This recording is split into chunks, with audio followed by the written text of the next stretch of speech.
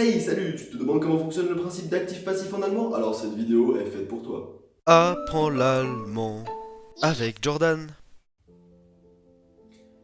Qu'est-ce que c'était que ce générique de merde? Alors c'est très simple. Pour commencer, il faut discerner l'actif du passif. L'actif, c'est quand un sujet agit sur quelque chose ou quelqu'un. Le passif, c'est quand ce quelque chose ou ce quelqu'un subit l'action du sujet. Par exemple, si je dis le chat mange la souris, le sujet le chat agit sur la souris puisqu'il la mange. C'est donc une phrase active. A l'inverse, si je dis la souris est mangée par le chat, le sujet la souris subit l'action du chat, elle se fait bouffer, c'est donc une phrase passive. En allemand maintenant, si je dis die Katze frisst der Maus, le sujet die Katze agit sur der Maus. C'est donc une phrase active.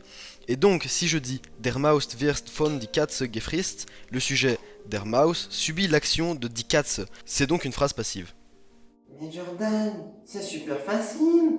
Oh mais pas si vite, John Barbichat, ce n'est pas encore terminé. Et oui, maintenant on connaît la différence entre une phrase passive et une phrase active, mais on ne sait toujours pas comment rédiger une phrase passive. Une phrase active, oui, puisqu'on le fait tout le temps. Déjà, il est impératif de savoir la conjugaison au présent et au passé du verbe werden. Ensuite, une phrase au passif se compose de cette manière et dans cet ordre. Le sujet qui subit, le verbe werden, conjugué au temps voulu de la phrase, ce qui fait subir, toujours introduit par la préposition requérant du datif von, puis du participe passé du verbe de l'action. Le sujet qui subit, le verbe werden et le participe passé du verbe de l'action sont indispensables. En effet, je peux très bien dire Der Maus wird gefrisst, la phrase est juste moins précise puisqu'on ne sait plus par qui la souris est mangée. Ensuite, comme je l'ai dit, ce qui fait subir est toujours introduit par la préposition von et cette préposition requiert impérativement du datif. Et pour finir, petite piqûre de rappel sur les participes passés en allemand.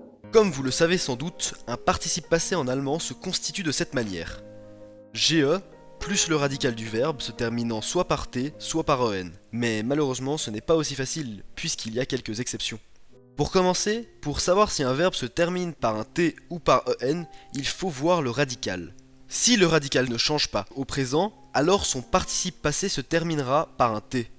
Par exemple, le verbe machen, ich mache, du machst, er, sie, es macht, a un radical qui ne change pas. Son participe passé sera donc gemacht.